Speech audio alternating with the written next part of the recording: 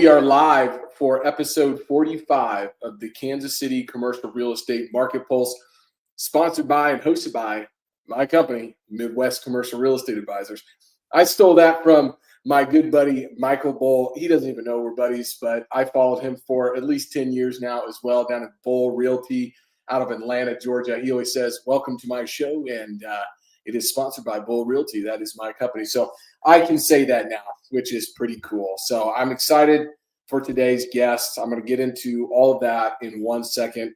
But 45 episodes, today's guest has been podcasting for over 10 years now. I could not find how many episodes that he has put out and how he has guested on. We'll ask him that question here. But I was having a conversation earlier today. It was all about consistency and forming habits. And there's very few podcasters, very few people out there that are willing to do something for 10 years. And while I have had different shows over the last 7 years, I've not committed to one show for 10 years. And we've been doing this show now for 2 years and have 45 episodes. Got some big ideas in regards to how to blow the show up next year. Working on building out a daily commercial real estate podcast, Kansas City focus. So I'll talk more about that today as well. But I always like to introduce our team first, Midwest Commercial Real Estate Advisors, since they do sponsor the show here. If you've engaged with our firm, you've definitely engaged with Katie Cobb. She does everything for me and for the team here. We wouldn't be able to do half of what we do without Katie. So shout out to Katie and Nick Morales, Nathan, Mitch, Derek, and Chad. And I am looking to add at least 2 more individuals. We have someone joining next week, which I'm very excited about, sort of a hybrid. But I would love for you to reach out to me if you'd like to talk about doing commercial real estate in Kansas City in a very specific, unique way, utilizing artificial intelligence, digital marketing to sell, buy, develop real estate in the Kansas City market. So definitely reach out to me. I got a live job posting on the company's website, so you can go check that out. All right. Without further ado, I've got a question for everybody. How do you go from serving pasta and pizza in a family restaurant for 26 years to controlling over 1,800 apartment units and $450 million in real estate? Well, most people would say that you can't, and that those are 2 completely different worlds. That you need a finance degree, a real estate license, and connections to a private equity shop to make that leap. But today's guest didn't get that memo. Gino Barbaro spent over 2 decades running his family's Italian restaurant. I mean, I've got a hotel and restaurant management background. I have worked in the hospitality space. That is long hours. That is tight margins, serving customers face to face every single day. And somewhere in the middle of that grind, he started buying apartment buildings. And not your glamorous Class A properties and booming markets, but cash flowing B properties in East Tennessee that nobody else wanted to touch, right? He didn't have a huge inheritance. He didn't have institutional capital. And he didn't even syndicate deals for the first, I think it was 1,000 or maybe 1,700 units. He just worked harder, learned faster, and stayed disciplined while everyone else chased the shiny object. Him and his wife, Julia, also have 6 children, so I don't want to hear any excuses about I'm too busy with children. I've only got 3, Gino, so I'm trying to catch up to you. We're working on the 4th one right now. But today, he's not just an investor. He's a certified money coach helping people heal their relationship with money. Again, he's a father of 6, teaching his kids about entrepreneurship, and he's a philanthropist who's donated over 335,000 meals to families in need, man. Gino's a proof that you don't need permission to build wealth. You need a plan, you need a partner, and you need trust and the guts to stick with it when everyone else thinks you're crazy. Mm-hmm. Ladies and gentlemen, Gino doesn't even know me. He's never met me, but I'm one of those guys for like 10 years I've been following Gino Barbaro. So when his name came across to be on the show, I was stoked. And I hit him with a big bomb today because he didn't even know who the heck this guy in Kansas City is. But he is here. Gino, how you doing today?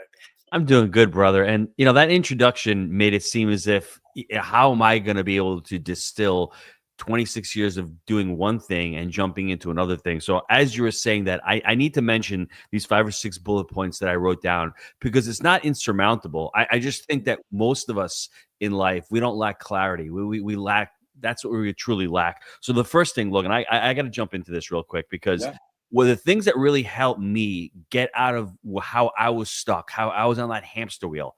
And the restaurant for me for the first several years was not that feeling. It was great. I loved it. But then it turned into the hamster wheel. It turned on to the weekly paycheck. That's what it felt like. The first thing was the identity. I started to identify as a multifamily investor. Early on, I didn't feel like that. And if you don't identify with what you're trying to accomplish, then you won't get on the phone and call a broker or underwrite a deal or talk to an investor. That's really important. The identity, becoming that which you want to accomplish, is really important. The second one was I had that one restaurant for 20 plus years. I had no core values. I had no mission statement. I had no cadence of accountability. It wasn't really truly being run as a business. It was more being run as a mom and pop shop. Jake and I, within 5 years, have like 800 units. What changed? Well, the identity, these core values, these mission statements. The next thing was the partnership. I didn't do it alone. I ended up finding a really great partner. Now, I don't think everyone on the show has to run out and find a partner tomorrow, but I think long term, you're going to have these troughs and these valleys where right now it's hard to find a deal, and you think you're doing something wrong, and you have no one to turn to. Well, I've got my business partner that I can turn to daily and say, Jake, what's going on? Are we missing something here? And he does the same thing to me. So I lend partnership credence a lot. The next one, 2 more. I really wanted it bad. At the age of 38, I picked up T. Harv Eker's book, The Secrets of the Millionaire Mind. And all I saw in my life was blame, blame, blame, no responsibility, no control. After I read the book, your fruits are in your roots. I'm like, my roots are shallow. My fruits suck. I'm not providing value. How do I change that? I wanted it bad. And you need to want it bad. You either need to be moving from desperation or inspiration, as Tony Robbins likes to say. And I was moving from a point of desperation. And I think the last thing, which really can't be minimized, no matter what you do in life, if you don't work hard at it, the results will show. You need to work really hard. You need to work really disciplined. I know people talk about working hard and working smart. Before you work smart, you need to put some hard work into it. And then as you're learning the systems, you can say, well, how do I work smart? How do I hire other people to do this task? But I think in the beginning, you really need to put a lot of effort into whatever you're trying to accomplish. Wow. Here he is, just bringing the value already. Look at it. It's up on the screen. Number 1, identity. 2, core values and mission statement. 3, find a partnership if that makes sense for you. 4, you've got to want it. And 5, hard work. Okay, so number 4, you've got to want it. I've started really recently listening to Jesse Itzler. And I learned about Jesse Itzler with Living with the Seal. That's where I first heard about this guy. And then I became a David Goggins fanatic. And then David Goggins had enough influence on me where I just ran an ultra marathon this year up and down a mountain. A Kansas mountain, let's be clear. But still, it was a mountain. Okay. So he has a video about you have to want it. His sister unfortunately passed away. But she wrote this incredible book, and she got people like Oprah and these professional athletes and interviewed them. And Jesse's like, how did you do this? Right? Well, I wanted it. And then she had to figure out a publisher, for the book, which I know you've done. But he's like, how did you figure out how to get a publisher? You got to want it. And so he has this very inspirational video, Gino. You got to go check it out. It's just, you got to want it by Jesse Itzler. The second thing that I picked up there, the hard work thing. I just was listening to somebody else, and I remember this quote: hard work doesn't guarantee success, but without it, you don't stand a chance. Mm-hmm. Right? And it's one of the cleanest ways to frame that truth, right? Effort is not a promise of victory, but the absence of effort is a promise of failure. So I definitely resonate with a lot of what you just said, man. I really appreciate you dropping that knowledge. I'm going to be a little controversial here and throw in politics right now. And when you see the political world and you see people get on and they get on CNN and they start debating Scott Jennings, they sound really good for about 30 seconds. But then you can see that Scott Jennings puts in the hard work. It's called the Dunning-Kruger effect. Look up what Dunning-Kruger is.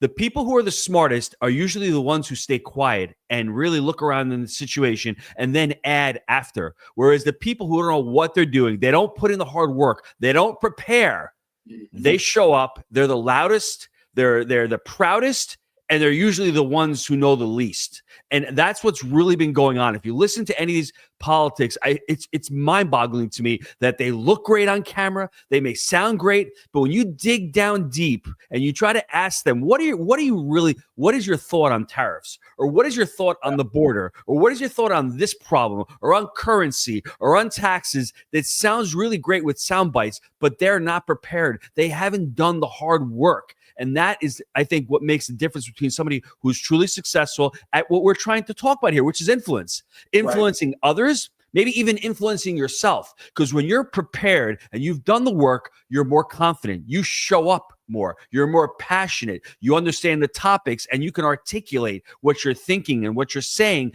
at a much, I think, clearer level, and it shows. So don't be afraid of the hard work. Prep and hard work, they go hand in hand. Once you show up to a situation and you're prepared, you're able to be more relaxed and you're able to influence other people. Yeah, 100%. That brings up something I was talking about earlier today, which was, when I stepped on the starting line, when I towed that line, of that 50K ultra marathon, I'm a 235 pound 6'3" ex-offensive lineman, right? NFL offensive lineman. I was 335 pounds. I hated running distance, right? But I knew, when I towed that line, I was finishing that race. There was no doubt in my mind. It was my first ultra marathon. I showed up as the largest person there, no trail shoes, didn't even know it was on a trail. These guys had trail shoes, they trekking poles. People are falling all over the place. It's kind of wild. It rained the night before. It was muddy. And I finished 16th out of 35 people there. And there was about 10 non-finishers, right? But I knew because I had put in the work, right? And I take the same approach when I was cut from the NFL. I had to go back to school, finish my master's degree. I needed some business experience, right? Because all I had done was worked in hot restaurants and do concrete for my work and bale hay in the hot Missouri suns. But what I did was I drove, and this was before Jake and Gino's podcast was out, but it was right when Lewis Howes was out and John Lee Dumas. Those were about the two only podcasts out there, right? And I was listening to CDs, Jim Rohn and Zig Ziglar and Brian Tracy and all these people. And then I would get to that job, and guess what I did? I picked up an analog phone 265 plus times a day, and I was a telemarketer getting told no 265 times a day. You fast forward 10 years, and now I'm an owner of over 1,500 multifamily units and 600,000 square feet of commercial space, and have a commercial real estate brokerage in Kansas City, still picking up the phone every single day, right? I track meaningful conversations. I track revenue generating meetings, and people keep asking, how do you keep showing up? Well, you reverse engineer this and you just look at it like an equation. If I do X plus Y, I'm going to get to Z. And then it's just about executing, right? It's just the hypothesis statement. So much value right there, Gino, that just kind of distilled down to me. And I just wanted to share that. Logan, but you just proved my point with your story of identity. You were going to finish that race no matter what. Your mindset was, I'm going to identify as a runner. I was never a runner before, but when you stepped on that line and you towed that line, you weren't going to quit. That's what your identity was at that moment. And also it was about the core values and the mission. You said, that's my mission. See those words? I mean, unconsciously, these are the things that people who are successful do. And I think if you don't tap that into whatever you're trying to accomplish, and then you said, how do you do these things? Let's reverse engineer. What people need to understand is they need to ask the question, what are they trying to reverse engineer? Is multifamily for you? That's the thing. And that leads into your values. What values are you trying to espouse to? When we're younger, unfortunately or fortunately, however you want to look at it, our values are formed between the ages of, say, 8 and 14 years of age. I had a dad who went to work in the restaurant, hard worker. He was really a leader of that restaurant. He was a good saver, all of those values that I have nowadays, I was formed because I went to work with him early on. So I understood now what my values are. And I look at what my life is right now. And a lot of my values are representative of what happened to me years ago. And I think if you're on this right now and you don't really know your values, and I don't want to hear marketing, bullet point values, growth mindset, whatever. I want to really for you to understand what yours are. Is it all about integrity? Is it really, are you saying hard work, but you're really not a hard worker? I mean, that's what you have to really, is it really responsibility and control? Because one of mine is responsibility. And over the last 2 years, I've really struggled with this estate planning that I'm doing. And my son said to me yesterday, he goes, Dad, these rules are so stupid with estate planning. Once you have to gift it. I said, Mike, after 15 million bucks, guess what? It's 40% on top of that. My underlying value is responsibility and being able to create a legacy for a future generation. So for me to have to struggle for the last 2 years, because my wife even asked me, why have you been struggling for the last 2 years? Why is it so important to you? Because unconsciously it's part of my DNA. I want to be responsible. I don't want to hand my kids over a big pile of crap and say, figure it out yourselves. I would not feel good if I did that. So I understand that. And I want anybody listening to this, I want you to lean in to what your values are. I want you to lean into, hey, I want to build wealth.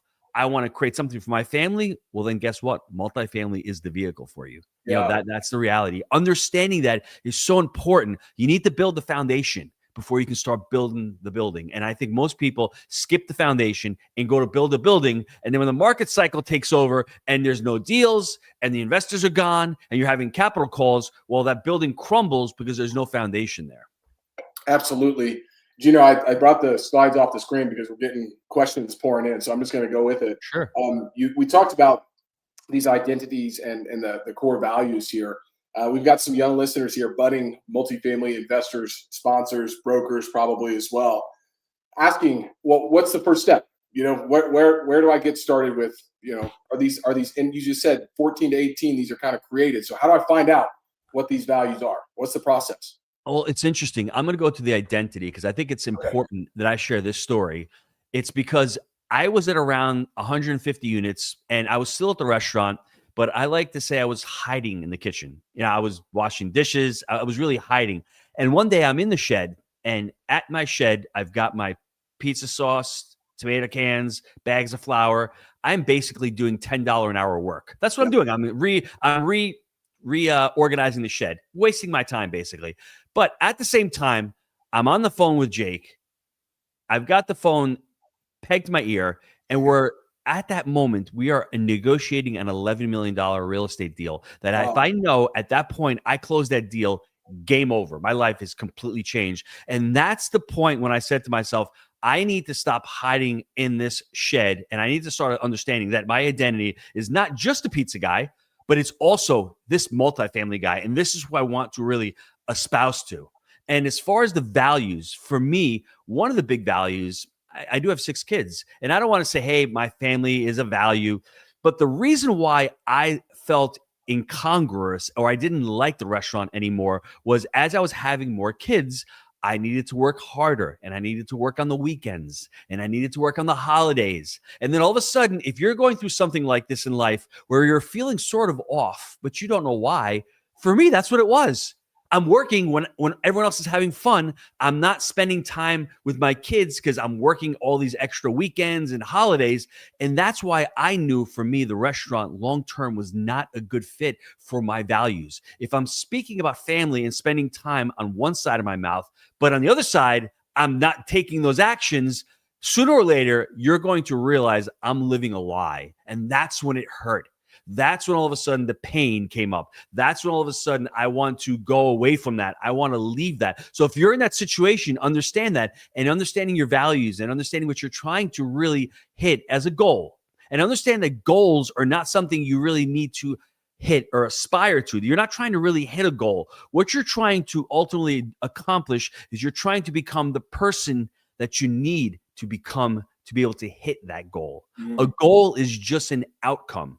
You need to fall in love with the process, as James Clear likes to say in Atomic Habits. What are the processes that you're building into to be able to set, to be able to hit that goal. Mhm. And then the person you become, all of a sudden, once you hit that goal, the goal is going to be moved even higher. That's the goal with actually setting goals. But your values are so important, because if you're misaligning and you're setting the wrong goals, for instance, one more quick story. I'm at the restaurant and I'm building this Jake and Gino company. And I'm saying to myself, man, I don't want to work weekends. But now all of a sudden, I've got to go to 30 events a year on the weekends. I've got to spend my weekends, away from home all the time. I may become the successful rock star on stage, but then am I really truly becoming successful? Because am I spending time with my family, or am I spending too much time in the business? Yeah. And that was a real awakening for me as well, is just be careful. Set your goals according to your values and your objectives, no one else's. Yes. Well, I do remember, and we've got some people messaging in here saying Ed Milet. Yes. Ed Milet talks about raising the thermostat, right? And that's Yes. the identity. He's big on Yes. standards and identity, because him and Tony Robbins, right? Like they're Mhm. close. And that's so important, because you raise the thermostat of your life through the standards that you keep, and that's going to create the identity. I also love this quote from John Wooden that I've been thinking about quite a bit lately, which is, you'll never outperform your inner circle. So, Mhm. this is something I've been trying to translate into people, because I don't get as many inquiries, I'm sure, as you do, but my inbox is filled with people. Hey, can I pick your brain? Let's talk about how I can get in this industry, right? And the biggest thing that I'm saying is, well, who are you spending your time with? Yes. Because you had Jake, right? You guys had this idea. You're going to build Jake and Gino. You're going to build this business. And that allows you to have the wherewithal to say, I need to be around people that are doing this, And I think people are in a vacuum a lot of the times, and they're like, well, I'm listening to these podcasts and I'm watching these books. Like, I had a guy reach out to me earlier this week, had a call with him, and he said, man, I'm in 5 masterminds. And I'm like, okay, that's great, I suppose. He's paid all this money for these trainings, and he's confused now, right? Like, he's like, I'm around people, but it's the people that are trying to learn how to do it. And my feedback was, why don't you find one person who's already doing it and spend your time around there? Thoughts on that, Gino? There's a couple thoughts on that. The first one is, are you around the right people? And that's important. And I created the Jake and Gino education, which we just exited about 9 months ago. I just didn't want to teach multifamily anymore. I wanted to get more into the money coaching space, the relationship with money space. But I created that so I could have my own mini mastermind with students who wanted to aspire to learn. I started the podcast 10 years ago, and I've been podcasting religiously for the last 10 years, because I get on calls with T. Harv Eker, with Ken McElroy, with Rich Dad Robert Kiyosaki, with Dr. Gary Chapman, with Jay Heinrichs. The list goes on and on. Every week I have my own mini mastermind. So my people that Jim Rohn says, who are the 5 people that you're surrounding yourself with? I've been surrounding myself with hundreds of amazing people over the last decade, and they've allowed me to learn from them, and I'm just growing my sphere of influence, and that's really important. And it's important also, if somebody's going to go out there and ask for advice, I'm going to tell you right now, 99% of the time, that person will not take the advice. So don't waste your time giving it to them. You're doing them a disservice. A person needs to have skin in the game. That's why socialism doesn't work, because there's no skin in the game. There is no incentive to take action. But if somebody comes and says, hey, Logan, I'm going to give you $500 for an hour's worth of your time, and you give them some great advice or some next action steps, they're more likely to take that advice as if they came to you and did it for free. So you need to invest in your education, because you are the strongest and best asset that you will ever have. You're so worth investing in. 2 ways to learn. You're either going to learn on the street, or you're going to learn in the classroom. I've learned on the street, really expensive, long time. You have to find the classroom that suits your needs, and you have to invest in that classroom, and you have to continue to invest in that classroom, because when you get to a certain level, great. At that level, you're tapped out. What's the next level? That's what you have to understand. It's just a constant journey. It's a constant journey of growth mindset. And I think people need to understand that it's okay to invest in your education. Yeah, 100%. I mean, Darren Hardy was a big influence, still is. Still watch Darren daily every single day.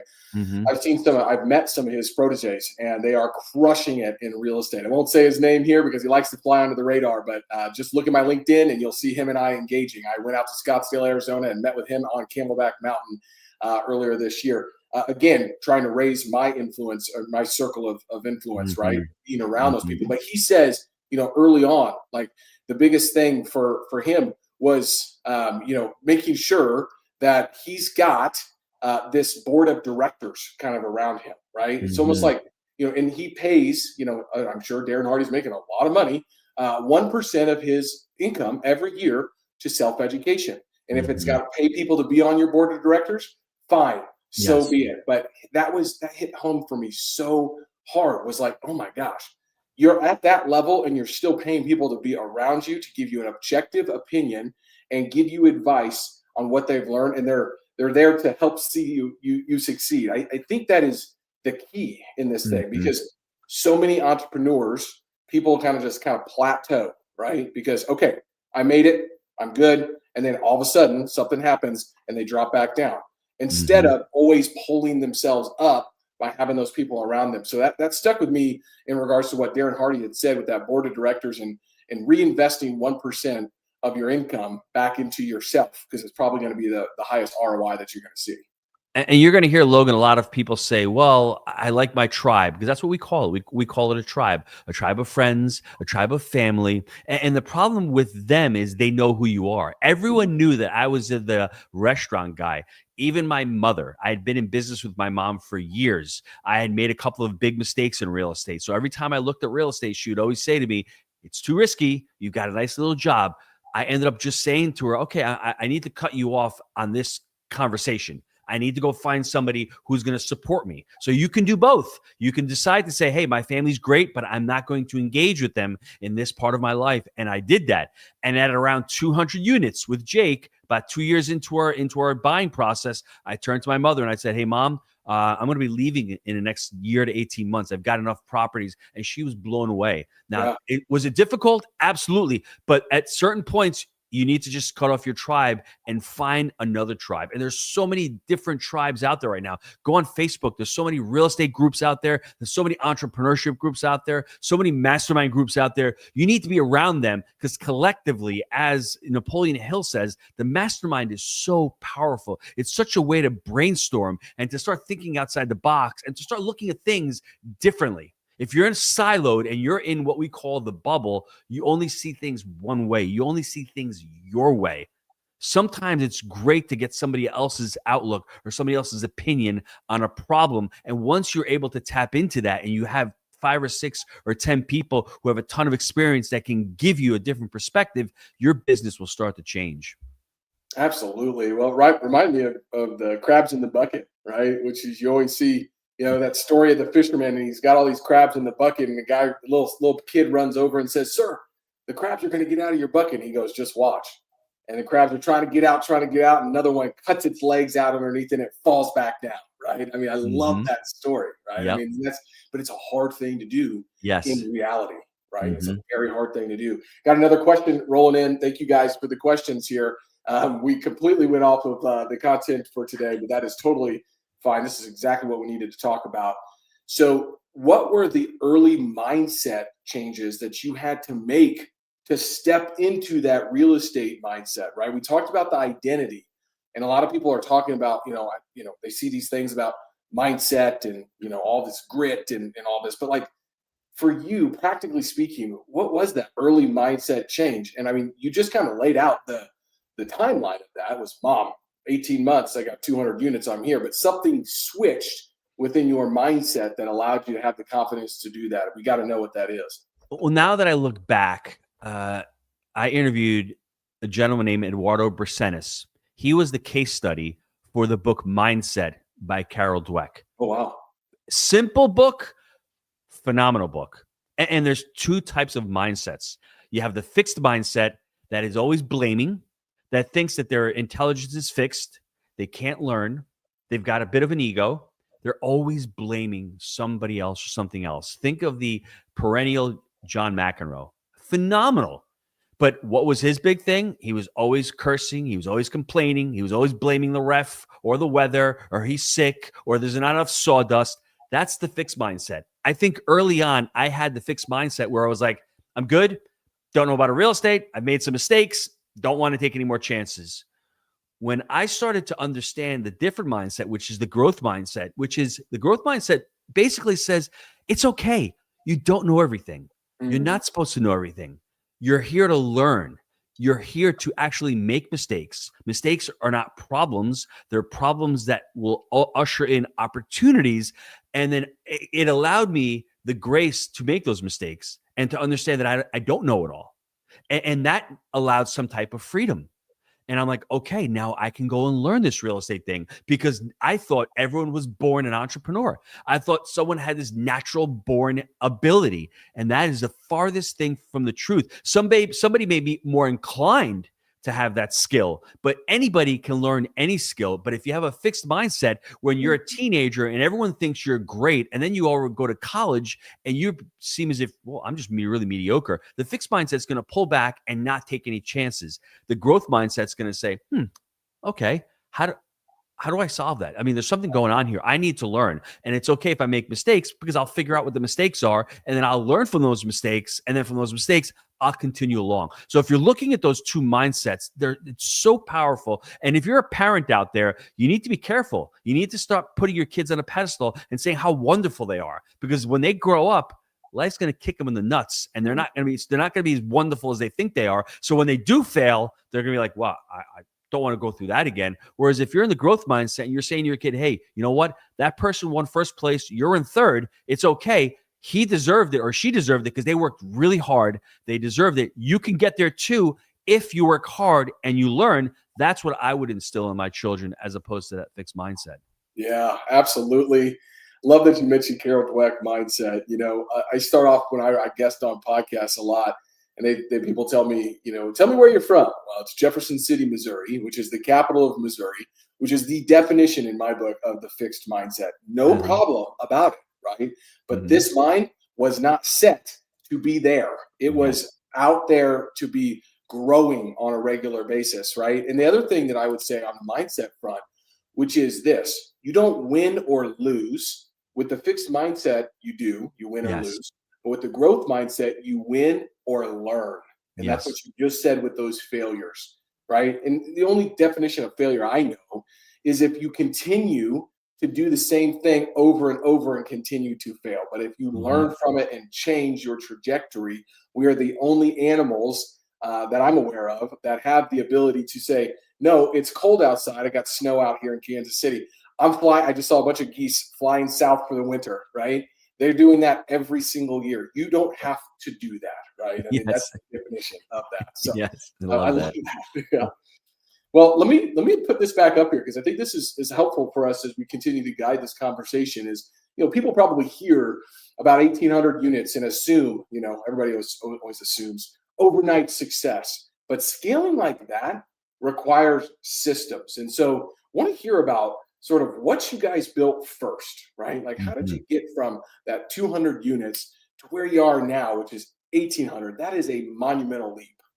Well, for us, it was pretty slow. And I can break it down into, let's say we're going to college for 4 years. So when Jake and I met in 2009, we decided in 2011, we're going to start buying deals. So let's assume 2011 is freshman year. Well, freshman year and sophomore year, the first 18 months, we didn't find any deals. So it was pretty painful. It was hard. We didn't have a map, or we didn't have a process yet.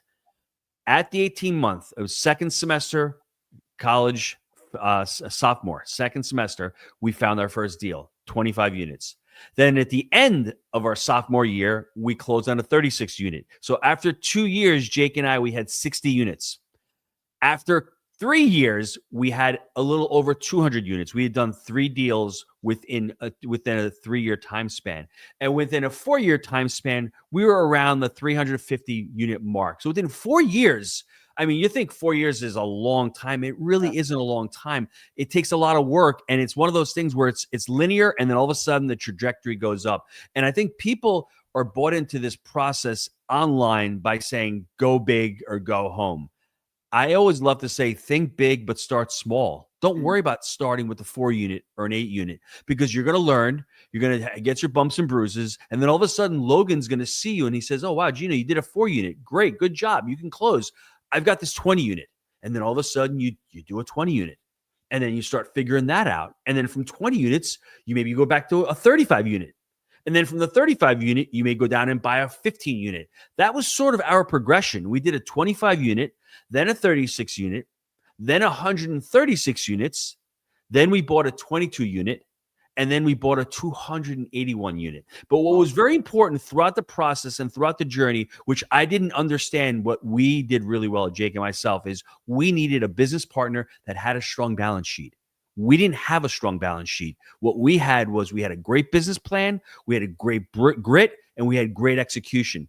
My business partner, Mike, came on the scene on our second deal because he saw what we were doing down in the Southeast, where he was buying homes up in Connecticut for $2 million, renting them out for 10 grand a month. Well, we bought an asset for $650,000 that was generating 13 grand a month. Right. It doesn't take a genius to figure out whose model is much better. He's like, how do you do that? I want to be partners with you. And I met him at the restaurant. He was a customer of the restaurant. So it's when preparation is there, all that hard work shows up. I have a conversation with Mike one day. I'm the pizza guy, remember? All of a sudden, I'm starting to identify as that multifamily investor. I can talk about gold. I can talk about silver, oil, real estate. Mike is a hedge fund trader, so he's a very savvy individual. I was prepared for that conversation. I showed Mike the value that I could bring to him. He couldn't invest in real estate full time. We could. So we partnered up, and it was a great partnership, value for value. Actually, on our third deal, Mike lent us $500,000 for the down payment.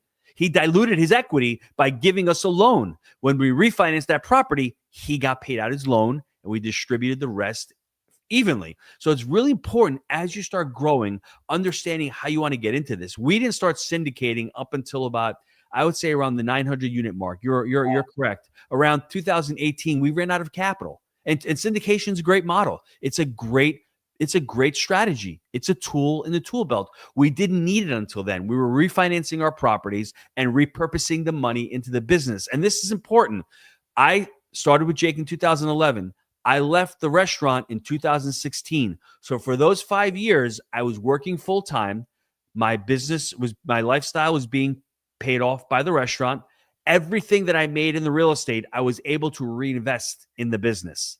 That's why my window was only 5 years. If I had quit full time and I had timed it incorrectly, I would have put so much more stress on the business. And I may have done a couple of deals that I shouldn't have done.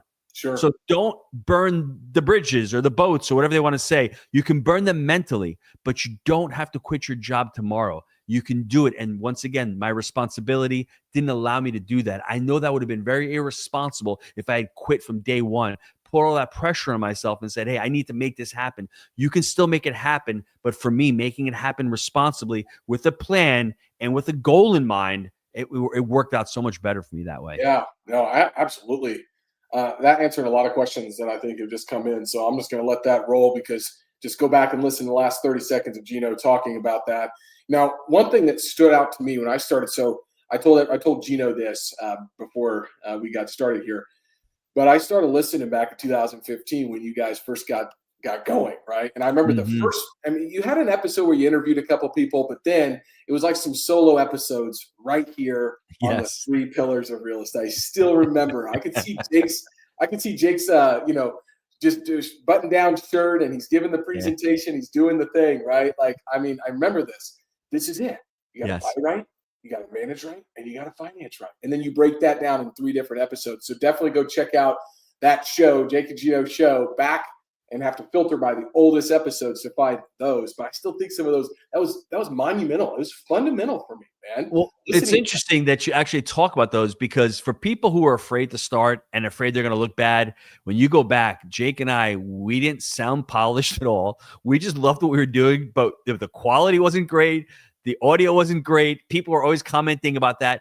But the key is we started. The growth mindset. We didn't have the fixed mindset where we said we're going to quit. Some of those episodes, the content was good, but it just was nowhere near to where we are right now. And I think that's the problem. I think everyone's waiting for the deal to align, for the market to align. It's almost as if you're having a child. I've got 6 kids. It has never been the right time to have a kid. No matter what you say, no matter how you plan, it's never the right time. It happens when it happens, and then you sort of deal with it. You jump in head first. You try to prepare as best as possible, but when it happens, and it's never the right time. And it's the same thing with business. It's never the right time. And this framework is so important because if you're buying multifamily, if you're buying a business, if you're buying a single family home, whatever it is you're investing in, you need to think about it as we like to say, the wheelbarrow. Or if you want to think of a stool, there's 3 pillars to it. The first 2 back legs are the buy right.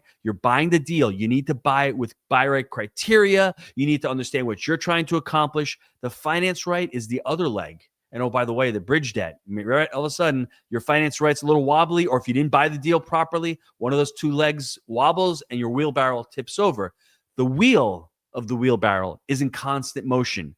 That is the key performance indicators, the systems, the processes, the people. We need to focus on that unsexy part as well. We can't forget about that because in multifamily and in any real estate business you're getting into, because you are an investor first and foremost, but you are also a business owner. And if you don't understand that and you don't focus on operations, you have to have someone on the team focus on operations. It's important to do that component of the business, especially where we are in the market cycle right now. It's a lot harder to flip multifamily now as it was 3 years ago. So you're going to have to buckle down and learn how to operate your business right now in this part of the market cycle. Well said. Well said. That selfishly, that is a question I'm going to ask right now. I mean, it's December 2025. What's the playbook right now for you guys? I mean, you've been investing, was it 2011 when you got started? Okay. Yes. That is now 14 years. And you got in at a pretty good time, I would say, 2010, 2011, pretty good time to get into real estate. I mean, we've seen kind of this wild ride over the last 5 years, right? Of massive price increases in 2022 because of the fastest rate hike, rate cuts in history. Now we saw the fastest rate hike in history. How do you even navigate the multifamily landscape right now? If somebody's trying to get into this business, what are you telling them right now? What's the playbook look like? It's very interesting that you said that I got in 2011. I got in with Jake in 2011, but I had been investing since 2002, and I made a couple of really terrible investments in 2005 and in 2007. The fixed mindset versus the growth mindset. And it's interesting because I've been through various market cycles. And when you say 2011 was a good time to get in, hindsight is always 2020. You can look back at it and go, that was the best time. And you're probably right from a numbers perspective, but from a psychological perspective and from the way the market felt and the way you couldn't find debt, the way you couldn't find investors, it was very difficult. Those deals were great on paper, but they were hard to close. Deals were everywhere, and it was challenging back then. Now, if we fast forward to where we are today, I circled one word that I wrote down, and this one word is uncertainty. There's a lot of uncertainty right now. I don't have a lot of what's the word? A lot of confidence in the data that we're getting presented right now. Where's the jobs report? Are tariffs hurting inflation? Is there inflation? I mean, it's very, is the supply being burned off? Deliveries. I can tell you what's happening in our market right now. In our market of East Tennessee, we've got a lot of supply coming online. Rents are literally flatlined. And if you're going out and buying a deal right now, it's like catching a falling knife. Be very wary of buying a deal and trying to tell me that you're getting 5% rent growth next year. In my market, it's not happening. We're hoping that the deliveries are delivered by mid to end of next year and the absorption is taking place. Also, be very wary of expenses because expenses have gone up. This is the thing that I really, truly hate when people talk about rent growth and talk about renters and how rents are always been going up. They always forget that taxes, insurance, labor, that's all gone up more than rent growth in the last 5 years. And it's a lot cheaper to rent a home right now than it is to actually buy a home. So be very wary where you're actually buying deals right now, and also be very dialed in to what your expenses are. Our expenses per unit has climbed tremendously over the last 3 years. And for us, we closed about $25 million in deals last year in 2024. We've only done a $12 million deal this year. That's all we've done. We've only done 60-something units this year. It's been very challenging because if you don't have to sell multifamily, now you're not going to sell. You're only going to get people who are sort of distressed. They sell. those deals are hard to make sense. And the people who are out there saying, hey, I'm just going to take a shot. Maybe I'll put this deal on the market. If it sells, great. If it doesn't, I don't have to sell. You need one thing in real estate to make a deal work. You need motivated sellers. And if a seller's not motivated, there's nothing you can do in the world to sort of make that deal work for you. So where we are right now, there's uncertainty. I think long-term, it's great. It's a basic human need, especially in your market in Kansas City. There are people constantly moving there. You have population growth. You have job growth. You have affordability in the market still. Those are all pillars that you need to have a healthy and vibrant multifamily market. If you're looking around, just be wary that you want some of those characteristics in the markets that you're investing in. Yeah, I couldn't agree more. I mean, the idea that people can tell me what is going to happen in 2026 is somewhat comical. One thing I will say though, as an investor and a broker myself, at least in my markets, I am tracking leading and lagging indicators better than I think most people are. Mm-hmm. And so, I think what happens is these market reports get put out, and those are kind of lagging indicators. Sure, Yes. we have supply and things like that. But one thing that I've been really interested in studying here recently is Lightbox, which powers RCM, and RCM is Real Capital Markets, which is now being rebranded as Revere. Great company. They put out great resources. They actually showcase in their market reports what's being listed, what size of properties are being listed, and what's actually moving off of the platform, like what was identified as closed. That report right there is very telling. It is really, really interesting to see. And so I've been trying to basically distill this information to help people and myself position in the right way. But to say that we understand where the market is going, I mean, just look at the last 5 years and how many times people who have been calling federal, the Federal Reserve's interest rates and where they think it's going to be, and then look at the probability and the actual data on where they were compared to what happened. There's not a lot of correlation there, right? Mm-hmm. And so Yes. I think it's super important just to be in tune with that geographic location that you're focused on. And that's what I've tried to do. And there's a lot of noise out there. And you're exactly right. I mean, what was the one jobs report earlier this year that got revised down 750 or 900,000 jobs? So you're telling me that we revised down almost 1 million jobs, and people were making, investment. They were probably making decisions based on that data. And then 30 days later, a revision of those jobs down by, multiple six figures. That's really scary as a big business owner and trying to make decisions. Even the inflation numbers, I don't even know if inflation's at that point right now, because rents are dropping. Now, if you're telling me that rents aren't part of CPI, I don't even understand those things. But to me, rents are dropping. I mean, gas is down 30-40%. That's a huge driver. So you're telling me that, and the Fed is usually late to the party. That's the issue as I'm talking about this. The Fed knows there's no inflation. These rates should have been dropped a little bit slower, a little bit sooner, but politics gets in the way, and the Fed doesn't want to overreact, and their job is quote unquote inflation. And I get it, but you've seen the playbook. I mean, the rates should have been eased. And once you start doing that, it eases the burden of the households. Lines of credit are cheaper. Home equity loans are cheaper. You got car loans being cheaper. There's more money that can flow into the economy. And I get what they're trying to do. They're trying to slow play this, but I think they should have cut rates sooner, in my opinion.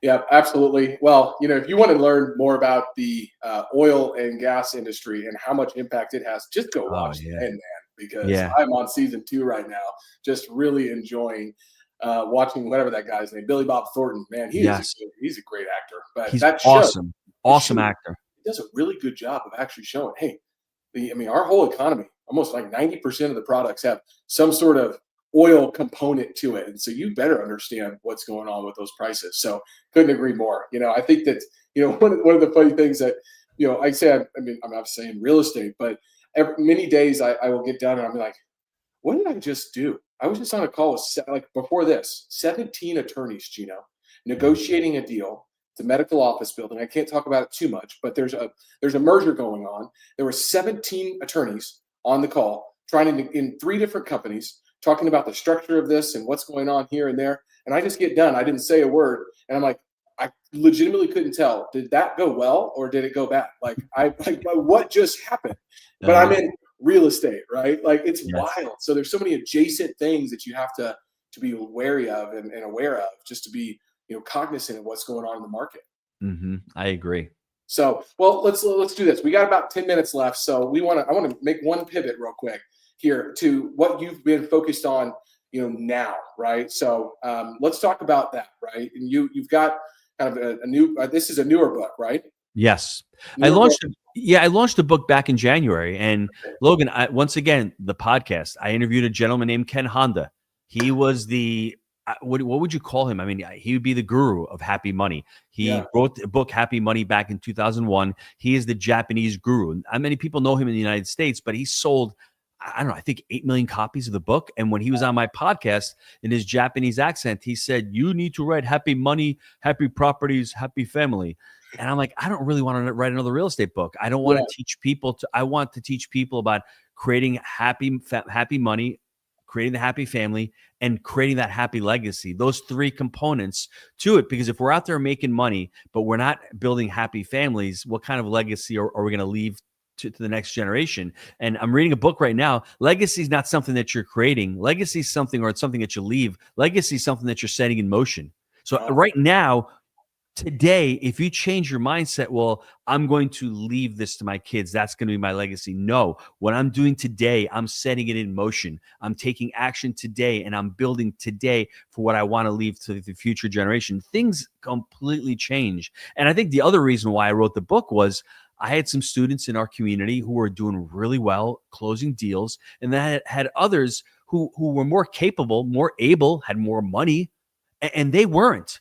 And it came down, I distilled it down to one or two things. I mean, other than the hard work and the mindset, it really comes down to a person's relationship with money, how they view money, what they view money, the limiting beliefs they have, the behaviors, the patterns, the characteristics that they've adopted from their family members, and they brought into adulthood. And once you start diagnosing that and seeing that a person who has a better relationship with money or understands what money is, that person is going to have a much higher chance of success at utilizing that money and growing their money.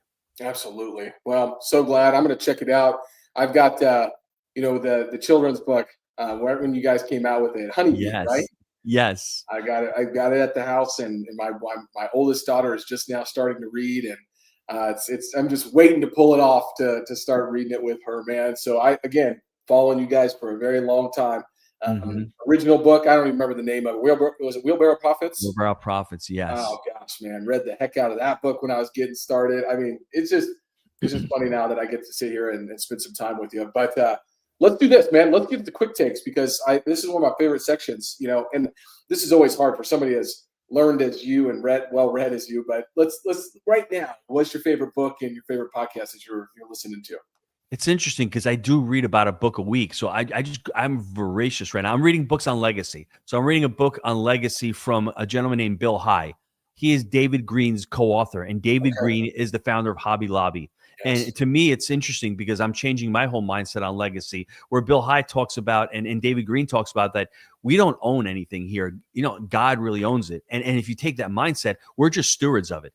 Yes. We're here. And if you think of it from that place, that stewardship, well, okay, great. I'm a steward. But what do stewards do? They really take care of their assets, and they really teach the next generation and empower the next generation. And it really isn't just about financial. There's three components. There's a human component to it, an intellectual component, and a financial component to legacy. Those three components, you need to learn them, because if you're just doing financial, great, you're going to hand off a bunch of money to the next generation, and they're not prepared for it. You have to focus on the human and the intellectual component as well.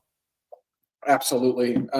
Something that I'm thinking about quite a bit, as I'm continuing to grow our family, and, my children being, coming of now actually little people, right? Because the first couple of years, they're just surviving. But now yes. I look at my daughter, 6, and she's starting to make decisions. My son is, hanging out with me a lot more now. So it's just, something that's on my mind quite a bit. So I'm glad that that's where your head is at. And I've had some interaction with some folks that actually work with Hobby Lobby, and spent a lot of time talking to them about David Green, and have learned quite a bit about him. So fantastic. All right.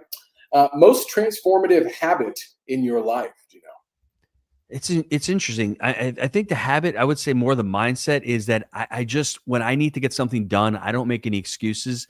I do it. And that's one of the things where when I went back into my history as I was a little child, being at 5 years old, going to the store with my grandmother and not being able to buy something and walking away and having that feeling of, wow, if I don't get something done now, I may never get it done. And now that's a positive, but it's also a negative because it sometimes puts you on edge where you're saying to yourself, I need to do it. I need to do it. But I've been able to compartmentalize that and to say, hey, I need to get this project done, or I need to underwrite this deal. I've been able to not make excuses. And when I decide to do something, I will go follow through on that. And that's a really powerful habit, because if you can do that every day and you set your mind to certain tasks and you accomplish those tasks instead of saying, I'm going to push them off or I'm not going to worry about them. If you can focus on what needs to get done and you don't make any excuses. And when that resistance comes, as Stephen Pressfield says, you may feel that resistance, just know that you're on the right track. I've been able to sort of overcome that in life and say, yeah, I'm going to finish this. I'm not going to make an excuse.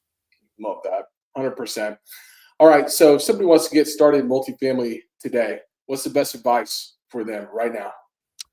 Well, the first thing is, why multifamily? Does it fit your goals? Do you have at least a general understanding of business and real estate?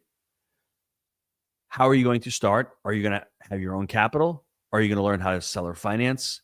Are you going to raise capital? These are all things that you need to start working on right now. Remember the foundation? Because if you're going to say to me, hey, I've got plenty of money, don't need to do that, go on my own, great. That's one person. Oh, Gino, I don't have any money. I'm going to have to learn how to seller finance or raise capital. That's a different path. Or, hey, Gino, I'm a doctor. I don't have any time, but I've got a pile of money here. Well, that's a different avatar. Yeah. I think understanding what you need to what you're trying to accomplish is really important. And that's a really unique set. Are you trying to quit your job? Are you trying to create some income? Are you trying to create some tax benefits? Those are all important. But if you want to start, think about the buy right, think about the manage right, think about the finance right, select the market where you want to invest, and the market comes down to demographics, and then think about how much time you can dedicate. And finally, start going to some events, start going to some meetups, start going to some different seminars, and start listening to people talk about it, and start building your Rolodex of people in the space. It's not a big space. There aren't a ton of people in there. Once you've gone to 3 or 4 events, you start seeing the same faces. But really, it comes down to your goals and your objectives before you can go out and say, I'm going to do this. Don't do what I did. Don't start off by saying, hey, I got to find a deal. That's the worst thing that you could possibly do, because you don't even know what a deal is. That's where the problem is. Look at it as a business and then start trying to understand what you're trying to accomplish. Great advice. You've been doing all the reading and research and even wrote a book on legacy. So what does that mean to you personally right now? Legacy is something where I would classify it as 3 pillars. I mean, I'm working on the faith and values component. I'm working on the financial component, and I'm working on the connections component. And all 3 of them to me are equally positive. I mean, they're equally important. Most people focus just on the financial. I'm going to create generational wealth and I'm going to give it to the next generation. But a lot of us come across the fact that we've built all this wealth. Is the next generation going to be a steward? Do you want shirt sleeves to shirt sleeves in 3 generations? I'm in my 2nd generation. My parents would have been my 1st generation. I'm 2nd generation. That means my kids would be the 3rd generation. Are they going to go back to shirt sleeves? I don't want that to happen. So if I can focus on our family, our values, creating a core values and a mission statement for the family, letting them be part of it, treating the family as a business, because running a business and running a family are very similar. Understanding that component. Then the second component is the financial, and I'm creating, personal finance videos. I homeschool my kids, so I'm teaching them that aspect of the finance, understanding the business of what our family does. They have those 2 components, and then the third part is the connections, is the family leadership, is the ability to get together as a family and to really, live and exist together happily as a family. I'm trying to put all 3 of those together, and trying to serve other families out there that just don't want to make money today and leave it to their kids. They want to be able to build a business, teach their kids not only to build that business, to be able to grow that business into the next generation. So well said. Inspiring. I'm over here. My wheels are just spinning. I feel like I've gotten a masterclass today, and feel like I've got to speak to a mentor of mine that I've not even told was a mentor of mine that I've been following for 10 years. So I really appreciate you being here today, Gino, sharing all the information. Probably the easiest interview I have ever done in my life, because one, I wanted to do it very badly, but two, you make it really easy. But if people want to connect with you, point them in the right direction, man. I've got some of the ways that they can here, but what's the best way for them to follow you? You say it was easy. It's easy because you love what you're doing and you're creating happy money. You may not become a millionaire tomorrow by doing this podcast, but you're doing something that you love. And it shows. And that's why it's easy. And that's why I think it's easy for me as well, because I love being in this genre. I love to be able to teach. That's where my happy money comes out. I mean, if you want to learn more, just go to barbaro360.com. It's my last name. It's BARBARO 360.com. We've got our podcasts on there. We've got the book where you can download the book. We've got a money quiz on there as well. So if you want to engage with us, just go to the website. Yeah, awesome. Barbaro360.com. We'll be linking that in the show notes for sure. If you're interested in doing any type of commercial real estate here in Kansas City, feel free to reach out to us at mwcreadvisors.com. This has been an unbelievable episode. Gino, thanks again for being here, man. Thanks, brother. Appreciate it.